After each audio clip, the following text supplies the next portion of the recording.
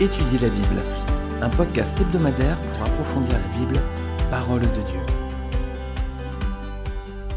Bonjour à tous, je suis vraiment ravi de vous retrouver pour ce nouvel épisode d'Étudier la Bible. On continue la Genèse, chapitre 19 à présent.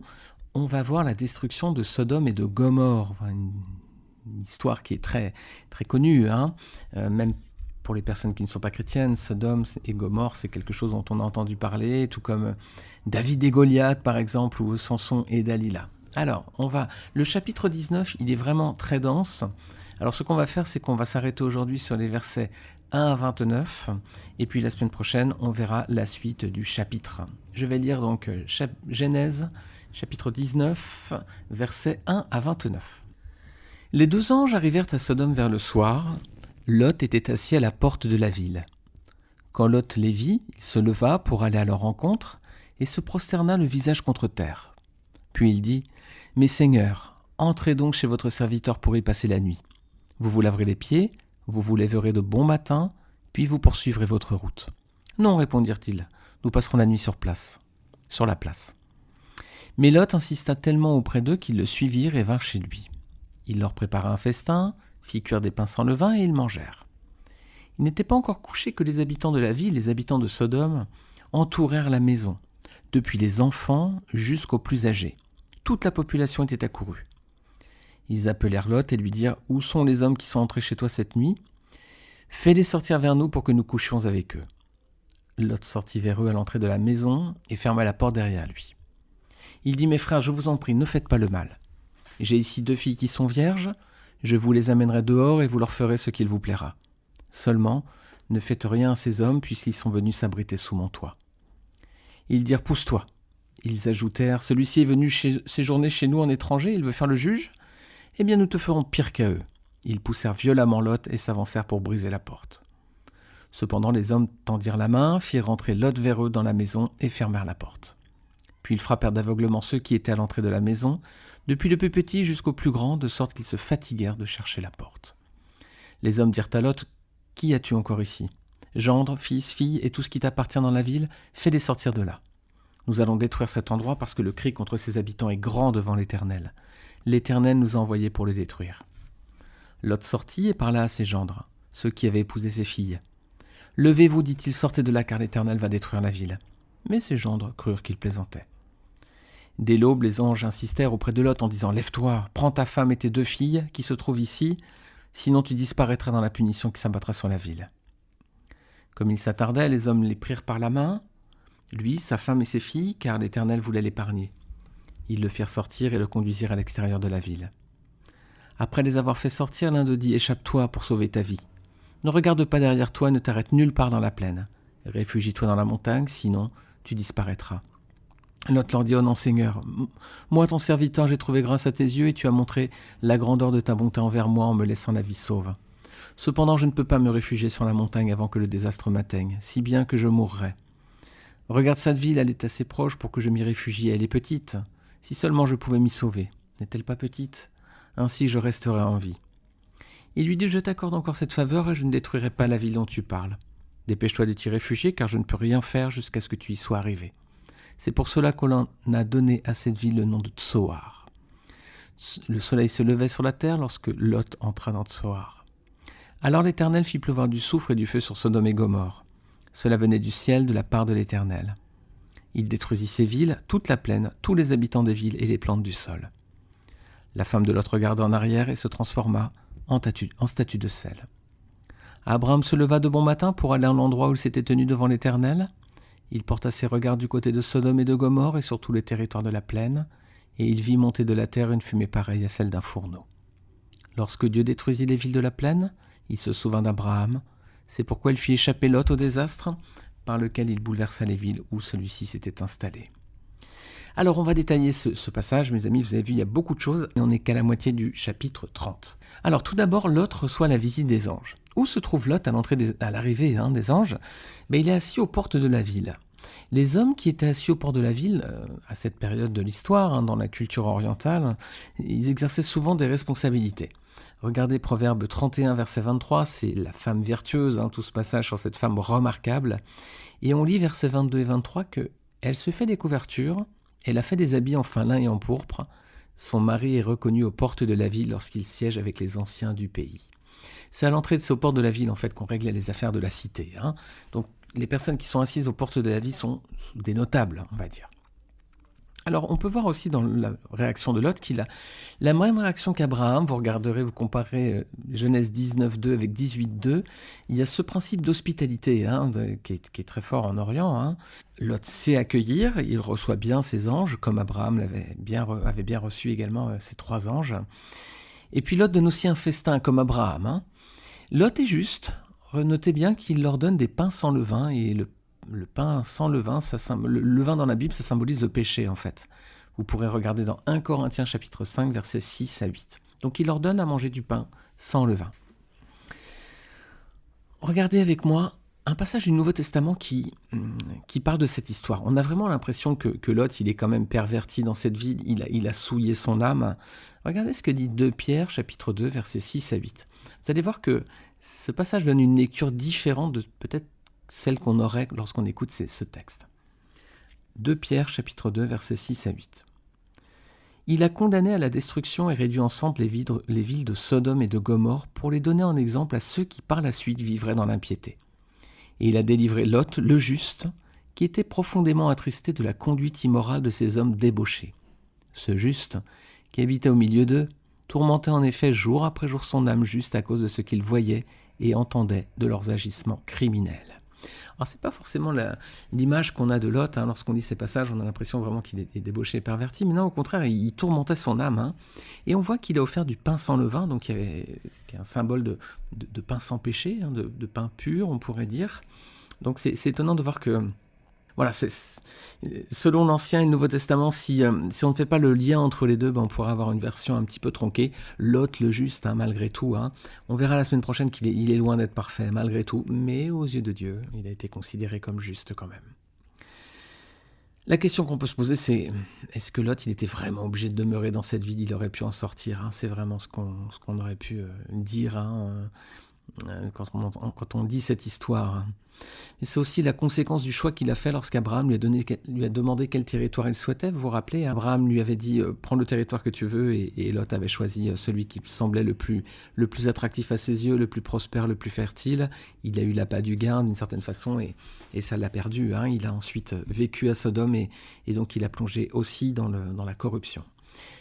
Parce qu'il était dans un environnement qui était mauvais, et son âme, du coup, malgré tout, était... vous savez, quand on est en contact avec le péché, on peut rester pur, mais on est quand même vraiment affaibli, quand même. Regardez simplement son attitude par rapport à ses filles. Verset 8, il dit donc aux hommes qui viennent coucher avec les anges, qui viennent les violer, d'une certaine façon. Je suis désolé pour ces textes, ils sont vraiment violents, mais on les contourne pas, ils sont dans la Bible, donc c'est... Comme dit Pierre, tout ceci a servi d'exemple pour ceux qui par la suite vivraient dans l'impiété. C'est aussi un avertissement pour nous et pour le monde. Il y a beaucoup de violence dans ce passage et beaucoup de débauche.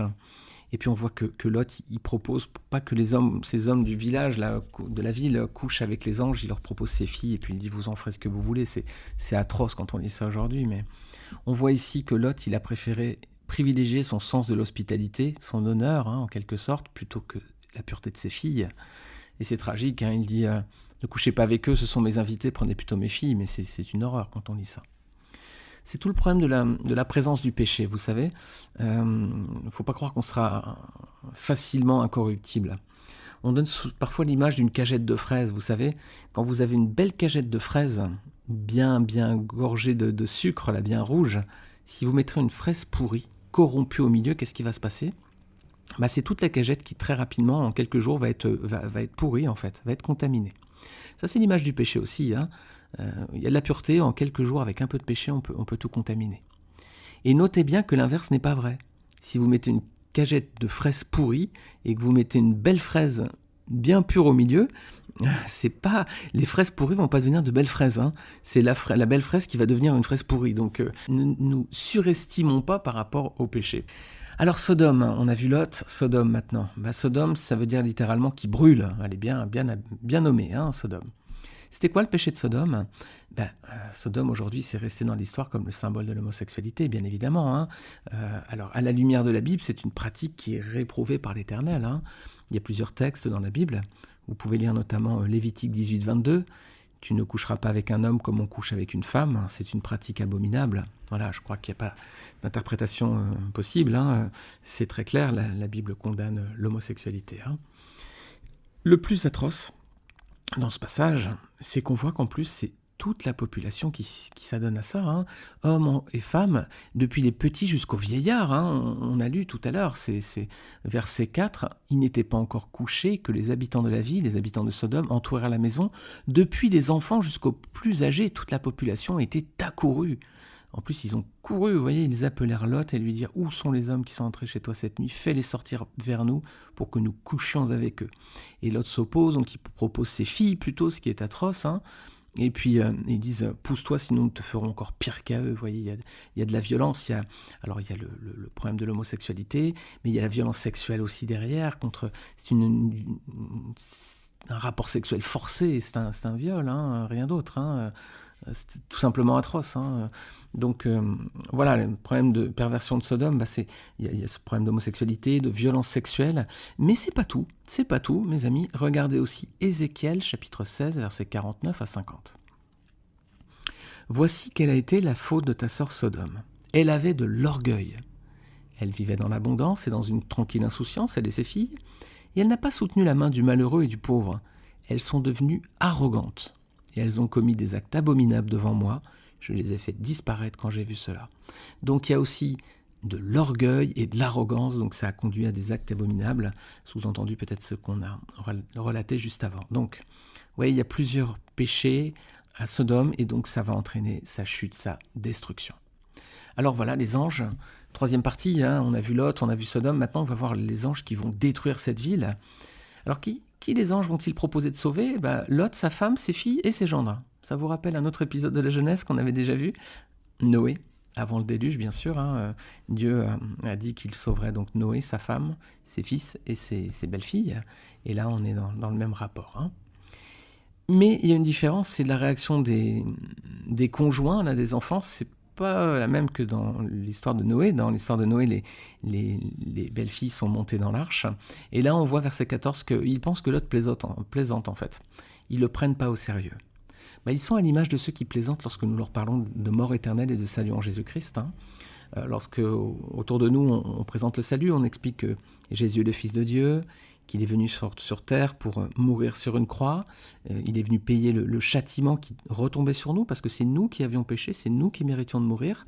Jésus était pur, n'a pas péché, mais il lui a semblé bon de venir mourir à notre place, de prendre notre place sur une croix pour mourir au péché, et ainsi que nous puissions être expiés, que notre faute soit expiée devant Dieu. Alors c'est pas automatique, il faut bien entendu accepter ce salut pour nos vies, il faut accepter le sacrifice du Seigneur et accepter qu'il soit mort sur la croix, qu'il soit ressuscité et faire de lui le sauveur de notre vie, c'est ce que dit la Bible.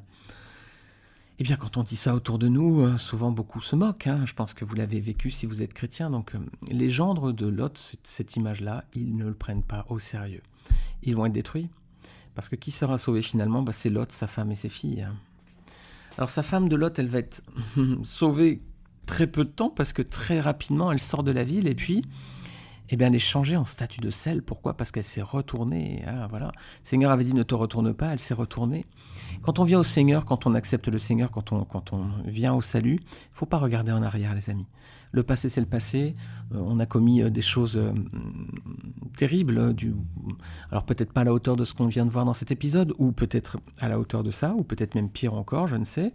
Mais en tout cas, on peut avoir eu des vies peut-être pas aussi extrêmes, mais malgré tout, on peut avoir commis beaucoup de fautes, fait beaucoup de mal.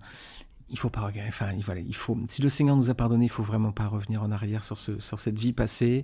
Pour le Seigneur, tout a été payé par Christ sur la croix, donc il faut pas retourner en arrière. C'est comme la femme de Lot, et elle en a supporté les frais. Alors, est-ce que Lot obéit rapidement, versets 15 à 16 ? Non, on voit qu'il laisse passer toute la nuit, et puis le lendemain matin, ils disent « Lève-toi, dépêche-toi », les anges lui disent « Il faut qu'on parte, là ». Pourquoi, à votre avis, il a tardé aussi longtemps ? À mon avis, il a eu du mal à se détacher du monde, de tout ce qu'il avait. C'était un homme, rappelez-vous, un notable aux portes de la ville, et il voulait peut-être pas quitter ce monde. D'ailleurs, vous voyez, quand les anges lui parlent de salut, il hésite. Ils lui disent de partir dans la montagne et puis il veut aller à Tsoar. Vous voyez, c'est vraiment l'image de ceux qui tardent lorsqu'ils entendent le salut, quoi. On leur annonce le salut, mais ça prend du temps, vous voyez, ça prend toute la nuit, ils réfléchissent, et puis les anges lui forcent la main en disant « Vas-y, il faut sortir maintenant ».